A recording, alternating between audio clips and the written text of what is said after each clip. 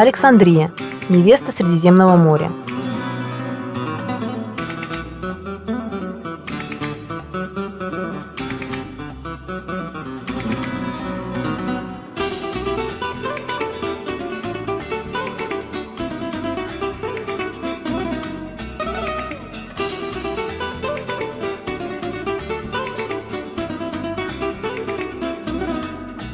Это единственный римский театр в Египте и относится к IV столетию.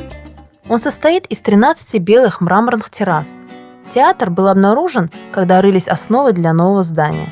Террасы устроены в полукруглой форме.